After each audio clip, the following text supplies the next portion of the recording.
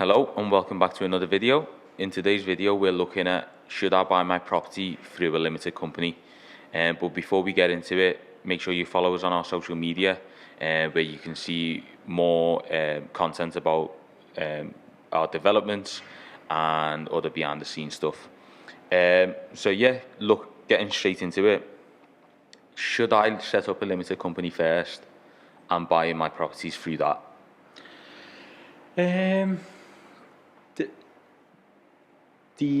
There's not one single answer to that. It just depends on what your intentions are with that property. Obviously, if you're buying a residential property, that's got to go in your name, and it's best if it goes in your name as well, because on your residential property, if in future you sell or whatever and make any money, that money wouldn't be subject to tax. We've done another video which will be linked somewhere in this or down there in the description. Yeah, down in the description or somewhere on the screen. Yeah, that obviously explains how it works with residential, buy to let, and all that sort of stuff. So yeah, residential obviously has to be in your name, and it's best if it's in your name, is the short answer. Buy to let properties, there's all different. It just depends on your intention, really. So if your intentions are to grow your buy-to-let portfolio, then you're better off opening a limited company and buying through there. Reason being is, first of all, the corporation tax is lower than what you'd pay if it was your personal income. Second of all, you can always give yourself an income through the company for taking care of these properties. It's easier to keep account of what's being spent on each property because obviously it's going through that business account. And so that's one intention. So if you buy in to sort of let and grow your portfolio, that's the way forward. Again, another scenario where it's good to have it in a limited company is if you were to sort of buy a property to do up and sell or to do development. Say, for example, your tax year is January 2021. But it's in January, so you buy a property and then you sell this you do it up and then you sell it in February, where you've already paid your tax for the last year. If you sell it in February, it means you've got till January next year to put that money into another development and into another property, and then if you do that, then there's no tax to be paid on that. So that's another benefit of buying through the limited company. So you got about if you time it all right, there's no tax to be paid. But obviously, if you sell it in December and you can't buy another place till January, then there's tax to be paid. So you got to time everything right. Yeah. So the benefits, like I said, all the expenses are there, and it's just easier, and obviously there's less tax to be paid, so it's more tax efficient for you. And obviously, as you grow the portfolio, there's more flexibility whether you want to sell the lot or do different stuff with it. So I think it's a good idea to open a limited company anyway, and then obviously, depending on what your intentions are with each property, you can choose to either buy in your name or in the company name. Another sort of scenario that you come across nowadays are, so say for example you were buying a building to develop, and this building was a standalone building, then obviously you got to pay stamp duty on it. But obviously, if a company owns that building and that building is the asset of the company, and you buy the company, then there's no stamp duty to be paid.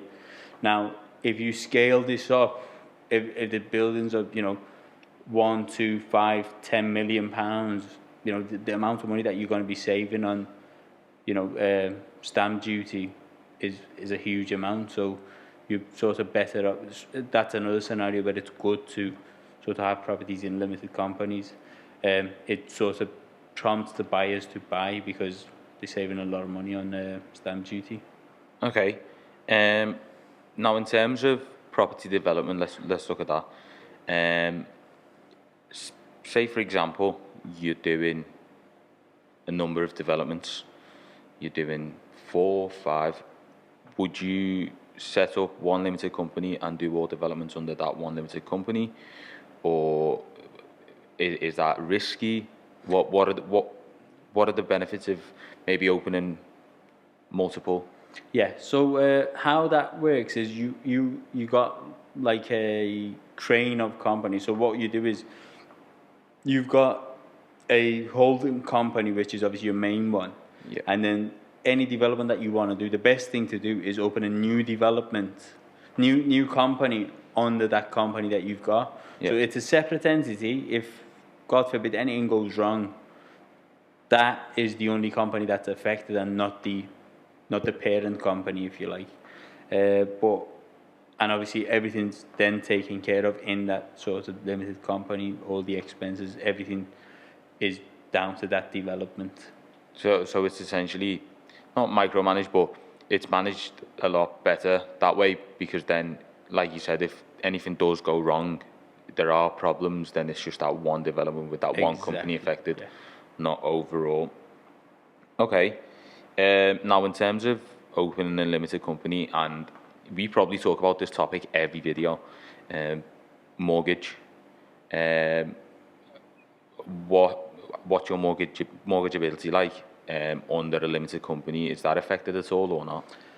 Not really. So it's just another step added to it. So they look at the company's credit as well as the director's credits, and obviously the income that the property is going to produce. If you're getting a buy-to-let mortgage, but obviously if you're doing development and you're getting commercial mortgage or development finance and stuff like that, then they look at, again, the directors, your background, what you've done, your assets and liabilities, which determines whether you're sort of financeable or not. Okay. Now, a question that came in through our social media was for people that have already got properties, rental properties, so they're in the buy-to-let property sector. What should they do? Can they open a limited company and transfer it over? What's the process there?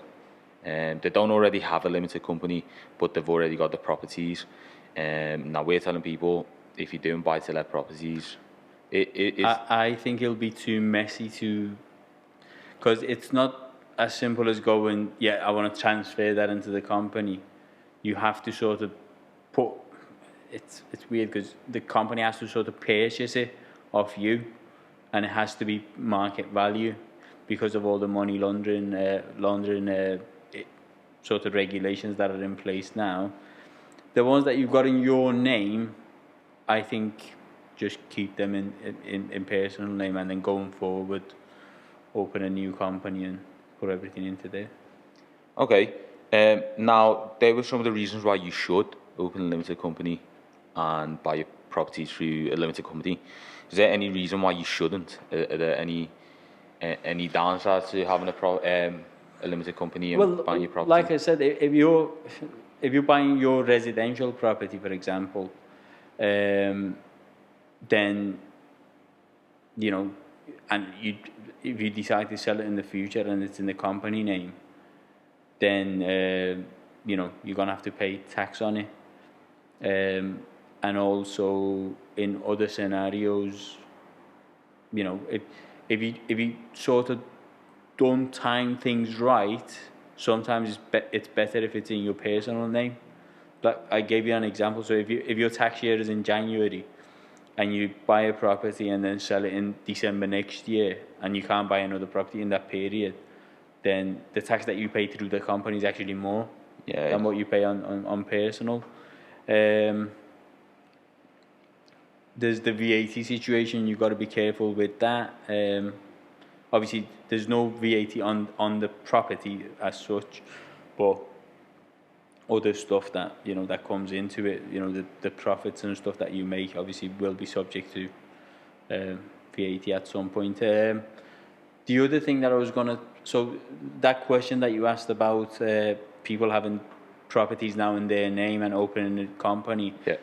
The other benefits of opening the company is even the properties that are in your personal name. What you can do is you can appoint your company as the managing agent. Yeah. And then they can take care of the stuff, and then you obviously give a fee to your company and then use that as sort of your expense. So that's another sort of benefit for it as well. Now in terms of the actual limited company itself,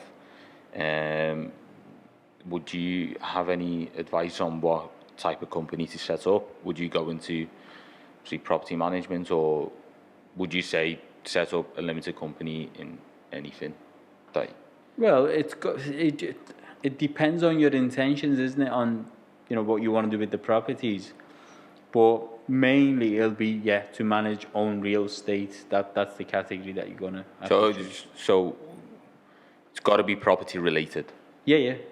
So it can't be any limited company. Well, when you open a company, you have to choose the field Yeah. that you're in, and it just doesn't make sense to open a company, say in media, and go and do property management.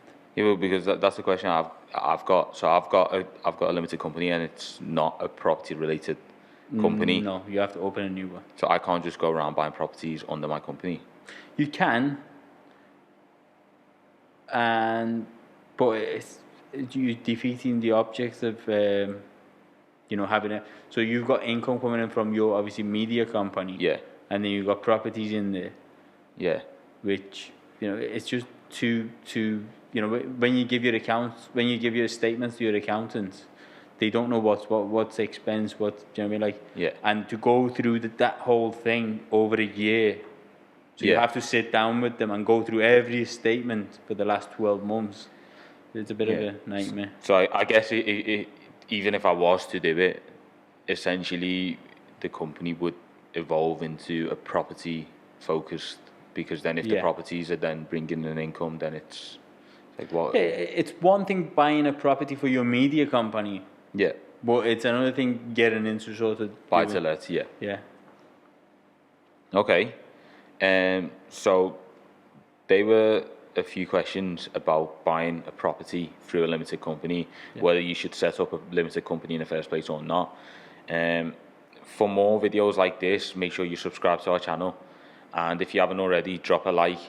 If you got any questions about this video or about any of our other videos, either comment it down below or get in touch through our social media, where we'll be more than happy to answer your questions, and we'll see you next time. See you next time.